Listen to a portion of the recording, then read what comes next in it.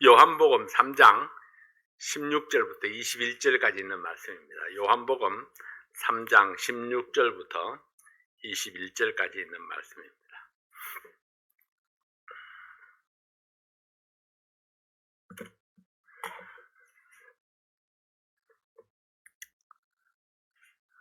시간 다 함께 일어나셔서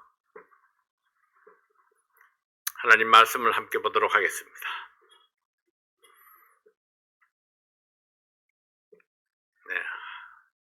하나님이 세상을 이처럼 사랑하사 독생자를 주셨으니 이는 저를 믿는 자마다 멸망치 않고 영생을 얻게 하려 하심이니라. 하나님이 그 아들을 세상에 보내신 것은 세상을 심판하려 하심이 아니요 저로 말미암아 세상이 구원을 받게 하려 하심이라. 저를 믿는 자는 심판을 받지 아니하는 것이요 믿지 아니하는 자는 하나님의 독생자의 이름을 믿지 아니하므로 벌써 심판을 받은 것이니라. 그 정죄는 이것이니 곧 빛이 세상에 왔으되 사람들이 자기 행위가 악함으로 빛보다 어두움을 더 사랑한 것이니라. 악을 행하는 자마다 빛을 미워하여 빛으로 오지 아니하나니 이는 그 행위가 드러날까 하며 진리를 쫓는 자는 빛으로 오나니 이는 그 행위가 하나님 안에서 행한 것임을 나타내려 함이라 하시니라. 아멘. 기도합니다. 아버지 하나님 감사합니다. 오늘도 주께서 주시는 이 말씀을 통해서 하나님께서 우리에게 보여주시는 그 놀라운 진리를 다시 한번 확신할 수 있도록 도와주시옵소서.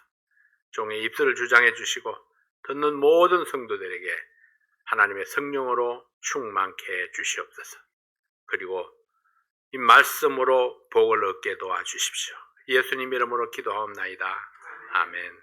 감사합니다. 앉으십시오.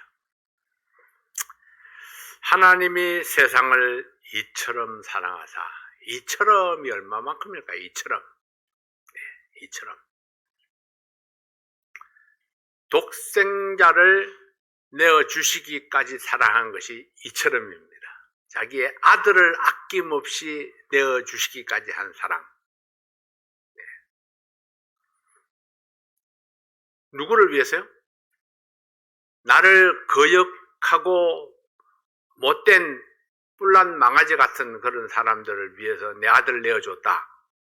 착하고 선한 사람들을 위해서가 아니고 나를 거역하는 사람들을 위해서 내 아들의 생명을 내어주는 그런 사랑. 이거는 아무나 할 수 있는 사랑이 아니죠.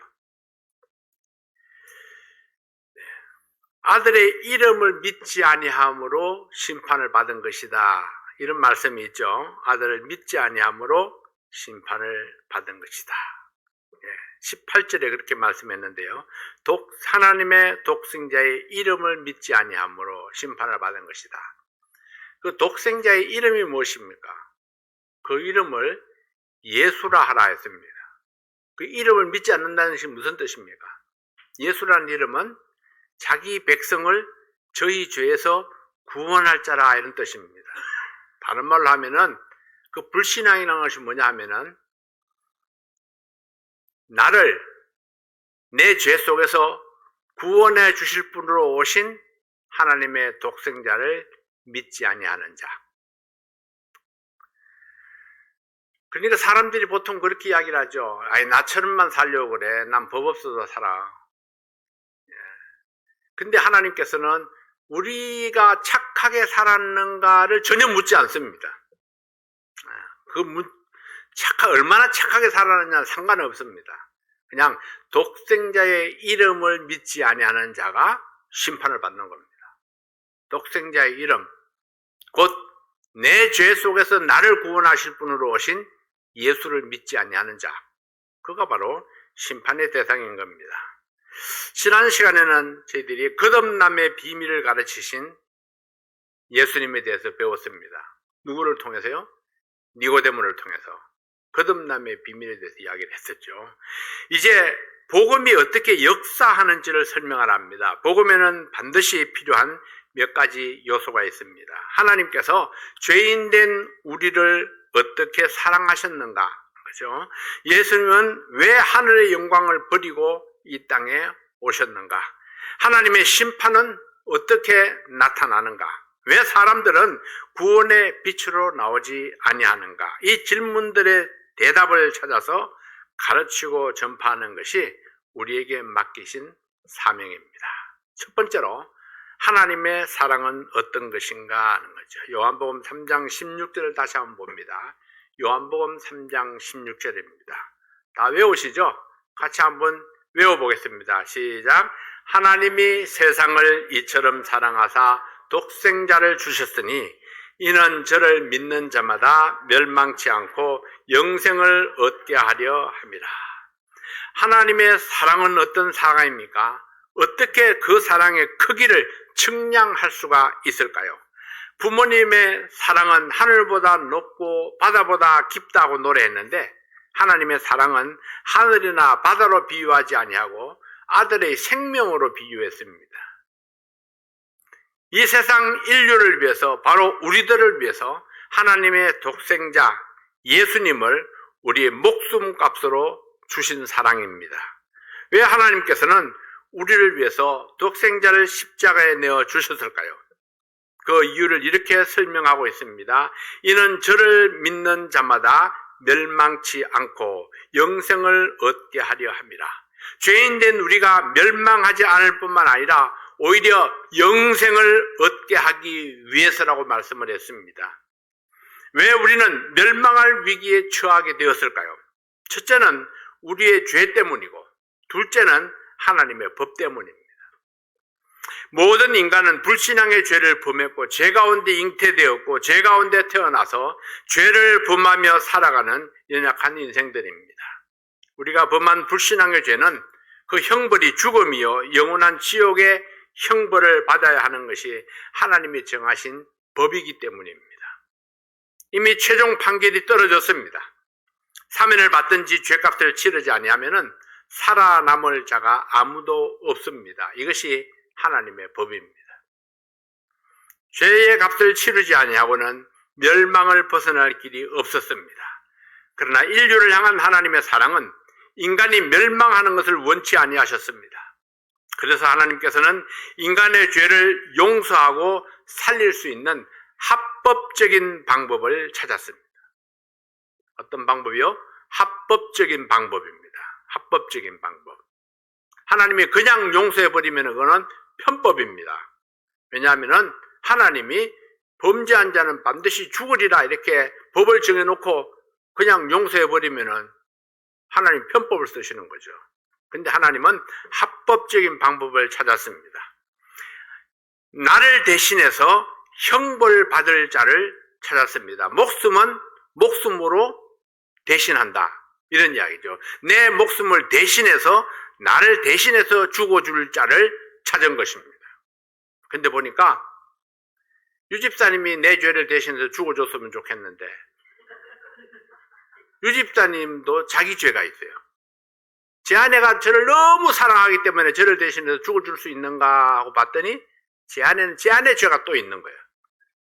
사람들마다 다 자기 죄가 있어가지고 남의 죄를 감당할 여력이 없는 겁니다. 그러니까 이 땅에 살고 있는 사람 중에서는 누구도 다른 사람을 대신해서 죽어줄 수 있는 사람이 없다는 겁니다. 뭐 사랑이 부족해서가 아닙니다. 뭐 의지가 없어서도 아니에요. 의지도 있고 사랑도 있고 기꺼이 희생할 마음이 있다 할지라도 자격이 안 되는 겁니다. 왜냐하면 내 죄도 동일한 지옥에 가는 죄이기 때문에. 그래서 하나님께서는 최종적으로 하나님의 독생자 예수 그리스도를 우리의 죄를 대신할 어린 양으로 보내셨던 것입니다. 예수님은 어떤 분이신가? 그분은 죄가 전혀 없으신 분이었습니다. 그래서 아담의 피를 이어받지 아니하고 동정녀 마리아를 통해서 이 땅에 오시게 했던 것입니다. 동정녀 마리아는 어떻게 남자 없이 성령으로 잉태되셨다 이렇게 말씀을 했죠. 거룩한 하나님의 영으로 잉태되어서 이 땅에 오신 분이 예수님입니다. 그러므로 예수님은 우리들과 같은 죄가 없습니다. 거룩한 몸으로 태어났죠. 이것이 바로 하나님의 사랑입니다. 마땅히 죽어야 할 죄인을 위해서 죄가 전혀 없으신 예수님을 죽음의 십자가로 보내신 하나님. 이것이 바로 우리를 향한 하나님의 사랑입니다. 사랑하사 주셨으니, 여러분, 사랑은 주는 것입니다. 사랑은 손익을 따지지 아니합니다. 비록 손해가 날지라도 사랑하면은 줍니다. 대가가 돌아오지 아니해도 사랑은 주는 것입니다. 이것이 사랑의 법칙입니다. 왜 사랑이 눈물의 씨앗이 되나요? 주어야 되는 사랑을 받으려고 하니까 충족되지 못한 슬픔에 눈물이 나는 겁니다. 그래서 사랑은 눈물의 씨앗이다. 이건 진리예요. 우리는 청량할 수 없는 하나님의 사랑을 받았습니다. 우리는 그 사랑을 되돌려 드리지 못하고 있습니다. 그래서 갚을 수 없는 사랑이라 그렇게 말하는 겁니다. 우리는 갚을 수 없는 사랑을 받았습니다.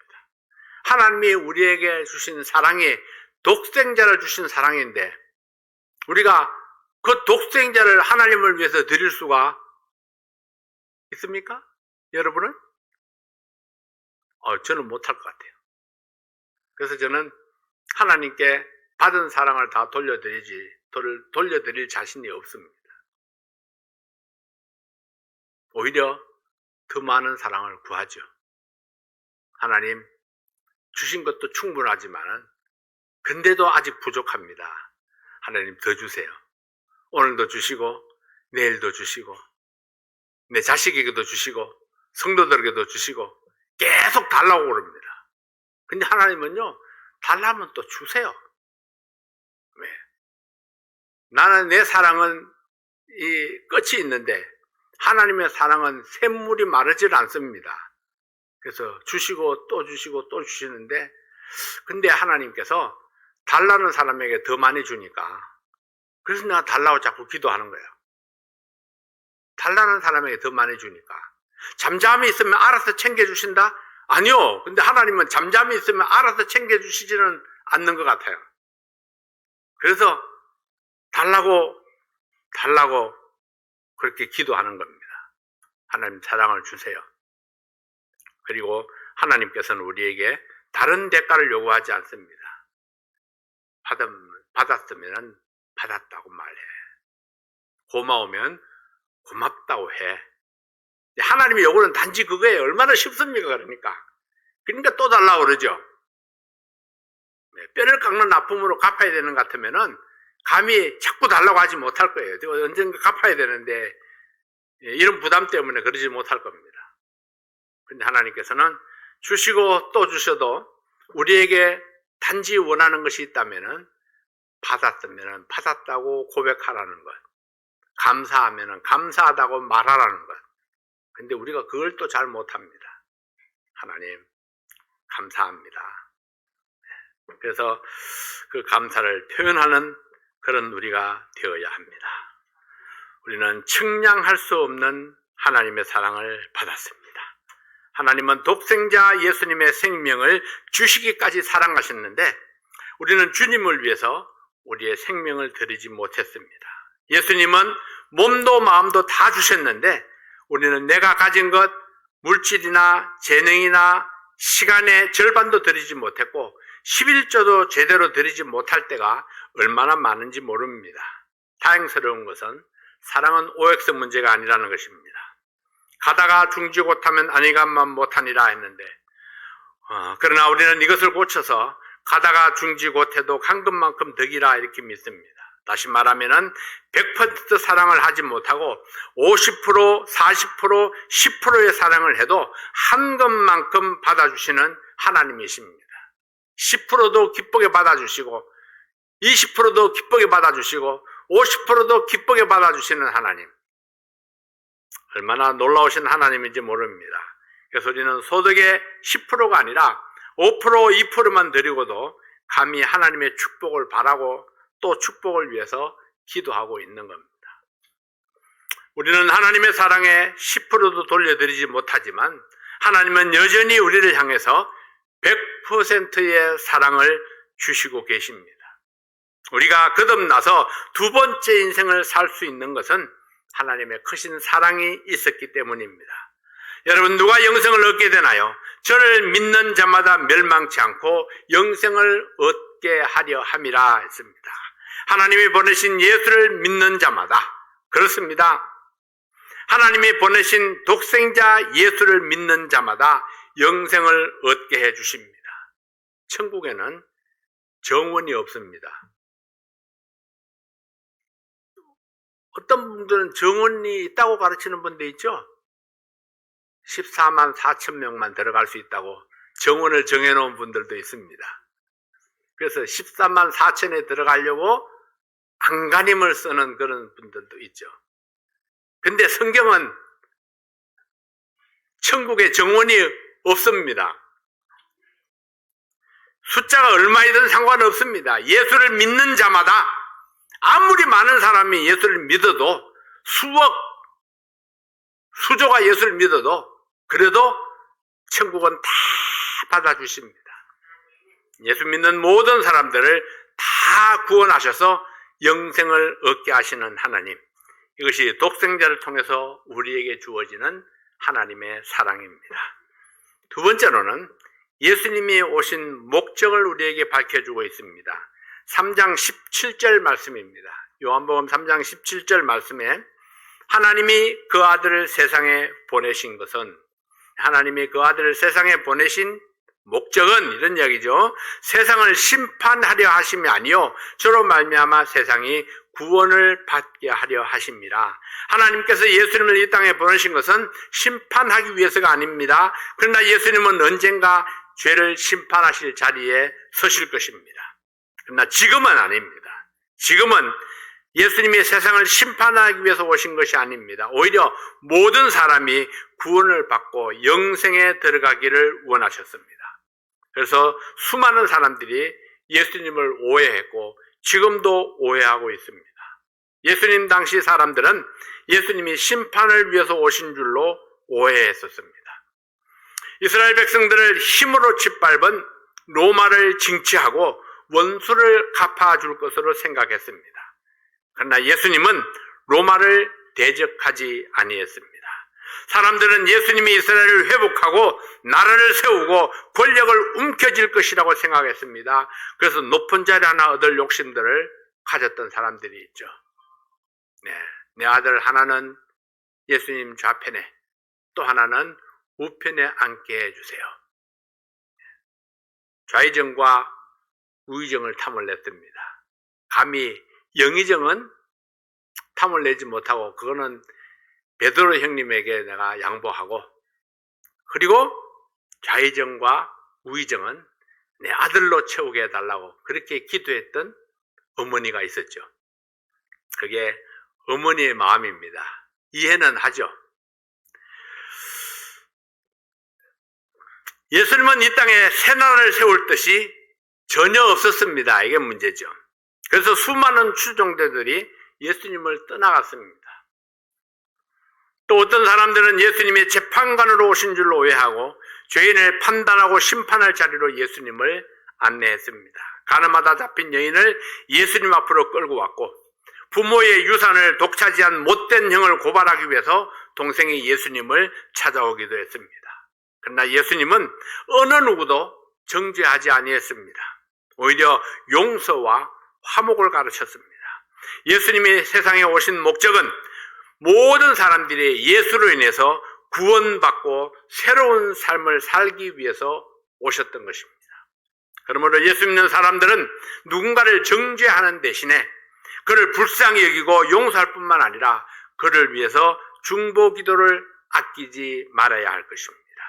누군가의 잘못을 지적하고 드러내는 대신에 사랑으로 용서하고 용납하고 덮어주는 사람, 이런 신앙을 배워야 합니다. 우리는 때때로 내가 지적해 주어야 하고 내가 본때를 보여주어야 된다고 생각을 합니다.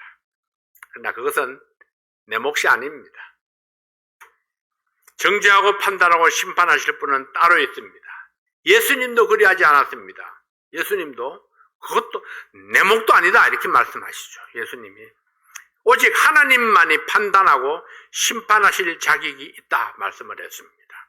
예수님이 오신 목적은 멸망에서 구원하고 용서하고 건져내고 회복시키고 평화를 주시고 새롭게 하기 위해서, 사랑이 뭔가를 가르치기 위해서 예수님이 이 땅에 오셨던 것입니다.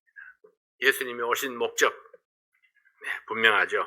세 번째로는 하나님의 심판은 어떠한가?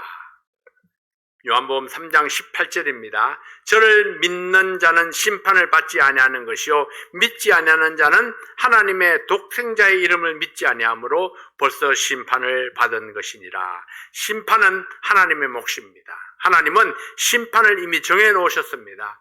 어느 시대를 살든지 예수를 믿지 아니하면 자동적으로 형벌을 받도록 심판을 이미 정해 놓으셨습니다. 이것이 하나님의 법입니다. 하나님께서는 아담 이후에 구약 시대에도 이미 정해놓은 법이 있었습니다. 불신앙으로 인해서 뱀에 물려 죽어가던 이스라엘 백성들이 모세가 들어 올린 그 노뱀을 보고 구원받은 것을 여러분 기억하시죠? 그와 같이 장차 구세주로 오실 예수님을 믿음으로만 구원을 받도록 정해놓았습니다. 예수님이 오셔서 직접 하나님의 심판을 전가하셨습니다. 그리고 예수님이 성천하신 후에는 하나님의 어린 양으로 오셨던 예수를 믿으면 영생이요 믿지 아니하면은 지옥의 형벌이라 이렇게 정해 놓으셨습니다. 죄를 범할 때마다 판단하고 정죄하는 것이 아닙니다. 어떤 시대 어떤 사람이든지 믿으면 영생, 믿지 아니하면은 영벌에 들어가도록 정해 놓으신 것입니다. 심판은 하나님께 있고 오직 예수님을 통해서만 용서받을 수 있고 천국의 문이 열리도록 정하셨습니다. 자, 여러분, 예수님이 하시는 일과 하나님이 하시는 일이 딱 구분되어 있죠. 하나님은 심판, 예수님은 구원. 그래서 예수 믿어야 천국 갑니다. 어떤 사람이 그렇게 이야기하죠. 하나님 믿고, 아니요, 하나님 믿으면 천국 가는 게 아니고 예수님 믿어야 천국 갑니다. 하나님을 믿으면은 하나님의 심판을 믿는 거죠. 하나님 반드시 심판하신다. 두려워해야 됩니다.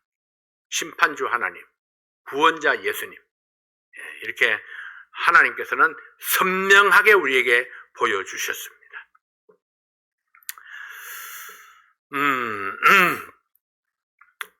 자기 백성을 저희 죄에서 구원할 자로 보내신 하나님의 아들을 믿지 아니하므로 이미 최종 판결을 받았다 이렇게 말씀을 했는데 2000년 전이나 4000년 전이나 그리고 지금이나 하나님의 아들 예수 그리스도를 믿는 자는 구원을 받고 그 이름의 뜻대로 예수를 믿지 아니하면은 영원한 지옥의 형벌을 받을 것입니다. 믿지 못하는 그 마음이 이미 지옥입니다. 더 이상 소망이 없으니까요. 네 번째로 빛보다 어두움을 더 사랑한 사람들입니다. 이 빛에 대해서는 이미 한번 말씀을 전한 적이 있죠. 요한복음 3장 19절부터 21절까지 있는 말씀을 함께 보시겠습니다.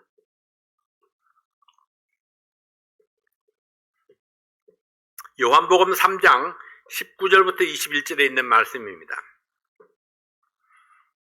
그 정죄는 이것이니 곧 빛이 세상에 와수되 사람들이 자기 행위가 악함으로 빛보다 어두움을 더 사랑한 것이니라. 악을 행하는 자마다 빛을 미워하여 빛으로 오지 아니하나니 이는 그 행위가 드러날까 하며 진리를 쫓는 자는 빛으로 오나니 이는 그 행위가 하나님 안에서 행한 것임을 나타내려 함이라 하시니라. 인간이 하나님의 심판으로 영원한 지옥 형벌을 선고받은 그 이유가 무엇입니까? 예수님은 그 죄를 이렇게 설명하고 있습니다. 세상 사람들이 빛보다 어두움을 더 사랑했다. 빛보다 어두움을 더 사랑했다. 여러분은 무엇을 더 사랑하십니까? 사랑하는 쪽으로 시간을 투자하죠? 여러분들이 사랑하는 쪽으로 몸도 마음도 기울어지게 됩니다. 이 빛은 하나님께서 세상을 밝히라고 보내신 독생자 예수 그리스도였습니다. 빛이 세상에 왔는데, 예수님이 세상에 빛으로 오셨는데 사람들이 예수님을 사랑하지 아니했다는 것은 예수님 아닌 다른 것들을 사랑했다는 것입니다. 예수님 아닌 다른 것들을 사랑했다는 것은 빛을 거부하고 어두움을 더 사랑했다, 그런 이야기죠. 자, 어두움은 하나님을 대적하는 악의 세력이었습니다. 어두움을 대적하는 악의 세력을 사랑하는 사람들이 어두움을 더 사랑하는 이유는 자신의 악한 행위를 감추기 위해서입니다. 그러나 감춘다고 감춰지는 것이 아닙니다. 악한 행위를 자백하지 아니하고는 용서받을 수 있는 길이 없습니다. 악이 드러나지 아니하고는 씻을 수가 없습니다. 드러내고 고백하고 씻고자 할 때에 그때의 깨끗함을 받을 수가 있습니다. 예수님이 제자들의 발을 씻기실 때에 베드로는 자신의 더러운 발을 숨기려 했습니다. 그리고 겸손한 말로 예수님께 드러내기를 거부했죠. 예수님, 안 됩니다. 제 발은 절대로 씻기지 못합니다. 어떻게 선생이 제자의 발을 씻길 수가 있겠습니까? 근데 예수님께서 내가 네 발을 씻기지 아니하면은 네가 나와 상관이 없느니라. 그러니까 아이고 예수님, 그러면은 발뿐만 아니라 목욕까지 시켜달라고 그럽니다.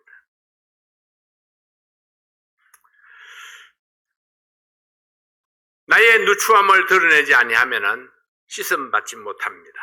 그러나 사람들은 악을 감추기 위해서 빛을 미워했고 빛으로 나오지 아니했습니다.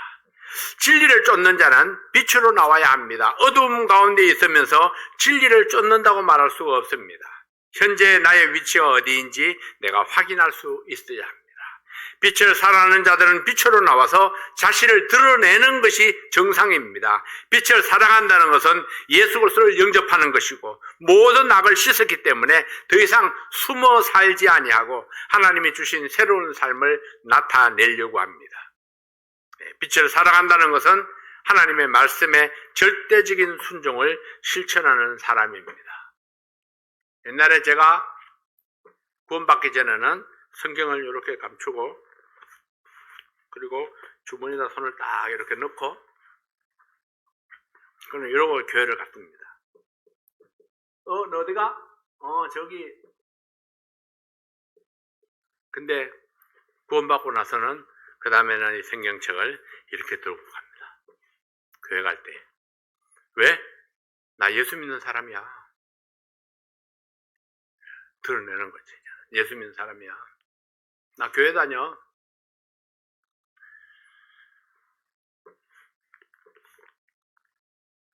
학생 때에는 놀림도 많이 받았습니다.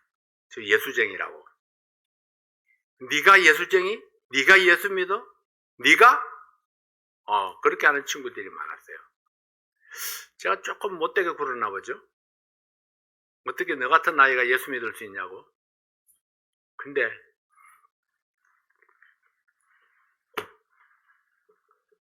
제가 구원받고 난 후에는 감출 이유가 없어졌습니다. 이제는 자랑할 이유가 생겼습니다. 당당하게 내 믿음을 나타냈던 것입니다. 고향 친구들이 어느 날 그런 이야기를 했어요. 야, 너 예수 믿는다고 이렇게 조상에게 제사도 안 드리고 뭐 어쩌고 저쩌고 이런 이야기를 해요.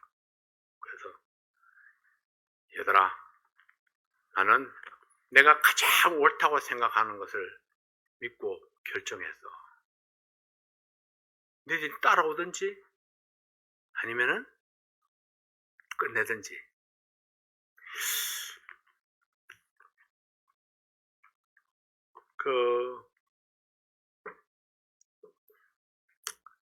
어떤 사람은 따라와서 예수 믿는 사람도 있지만 그렇지 못한 사람은 지금도 여전히 제 가운데 그렇게 살아가는 사람들, 그런 사람들이 많이 있습니다. 더 이상 숨어 살지 아니하는 이유는 내가 진리를 분명히 알았기 때문입니다. 무엇이 옳은 건지, 무엇이 소망이 있는 것인지, 내게 있는 그 하나님의 놀라우신 그 사랑과 그 능력을 내가 알았기 때문입니다. 그래서 당당하게 내가 믿는 바를 누구 앞에서라도 이야기할 수 있었던 것입니다. 하나님의 말씀에 대한 빛을 사랑한다는 것은 하나님의 말씀에 대한 절대적인 순종을 실천하는 사람입니다. 복음의 역할을 다시 한번 정리해 봅니다. 빛은, 이 복음은 인간을 어둠에서 밝은 가운데로, 빛 가운데로 이끌어냅니다. 복음은 인간의 삶을 자신 있고 당당하게 합니다. 죄와 죽음의 문제를 해결했기 때문입니다. 복음은 인간을 하나님 앞에 설 수 있는 자격을 부여합니다. 모든 죄를 용서받았기 때문이죠. 복음은 인간을 하나님의 정죄에서 해방되게 하고 자유를 부여합니다. 바로 십자가의 은혜 때문입니다. 네, 복음은 인간을 회복시킵니다. 에덴 동산에서처럼 하나님과 직접 교제할 수 있도록 회복의 은혜를 허락해 주십니다. 복음은 모든 인간관계를 회복시킵니다. 왜냐하면 용서와 용납이 있기 때문에. 그러나 실천하지 아니하면 여전히 우리는 불안정한 가운데 살아가는 겁니다. 용서하지 못하고 용납하지 못하면 내 마음에 예수 믿어도 평화는 없습니다. 예수 믿어도 행복은 없습니다. 그래서 용서하고 용납하는 그런 믿음이 바로 하나님께서 주시는 평화와 행복을 누리게 하는 것입니다. 복음은 사랑을 완성시킵니다. 이기적인 사랑에서 주는 사랑, 베푸는 사랑으로. 네, 그렇게 내일 저희들은 멕시코를 갑니다. 갑자기 남편을 떠나보낸 우리 사모님이 얼마나 황당하고 어려울까 생각해 보니까 우리만큼 가까운 사람이 없습니다. 우리 교회에서 선교사로 파송했고, 우리 교회에서 이 목사를 안수를 했고, 그리고 우리 교회를 통해서 아라곤 침례교회에 개척을 했고, 그리고 해마다 우리가 많은 사람들이 멕시코에 가서 그 선교사님과 함께 선교 사역을 감당해 왔었습니다. 그래서 지금이야말로 우리가 가서 격려하고 위로해야 될 때이다. 그렇게 생각을 했습니다. 제가 끊임없이 지금 LA를 2번이나 갔다 오고 거듭거듭해서 비행기를 얼마나 많이 탔는지 모릅니다. 그렇지만은 다시 한번 비행기를 타야 되겠다. 그래서 멕시코를 다녀오기로 그렇게 결정을 한 겁니다. 가치 있는 것을 위해서 돈을 사용한다는 것, 그것이 진정한 돈의 가치를 나타내는 것이 아닌가. 우리가 사랑할 수 있을 때에 사랑을 나타낼 수 있어야 된다고 생각을 합니다. 그래서 선교사님 2 딸이 한국에서 들어와 있고, 그래서 온 가족이, 선교사님만 빼고 온 가족이 다 지금 멕시코에 모여 있습니다. 그래서 우리가 가서 격려하고 위로하고 또 사랑을 전하고 그렇게 하는 것이 마땅한 것이라 생각을 합니다. 여러분 위해서 기도해 주시기 바랍니다. 기도하겠습니다. 아버지 하나님 감사합니다. 오늘도 주님께서 우리와 함께 하심으로 오늘 귀한 예배 드리게 해주셨습니다. 말씀을 축복해 주셔서 감사합니다. 사랑하는 성도들의 마음속에 하나님께서 주신 그 놀라운 사랑, 넘치는 사랑이 있게 도와주시옵소서. 당신의 크신 은혜가 우리의 삶을 행복하게 하고 감사가 넘치게 하고 기쁨이 넘치게 해 주시옵소서. 이제 크리스마스가 가까이 다가오고 있습니다. 아버지 하나님, 나를 위해서 이 땅에 오신 그 예수님을 기념하면서 기뻐하는 저희들 되게 도와주십시오.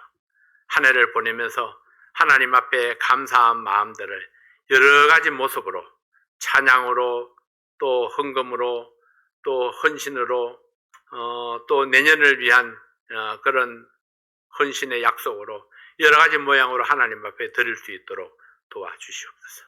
오늘도 예배를 감사합니다. 예수님 이름으로 기도하옵나이다. 아멘. 찬송하겠습니다.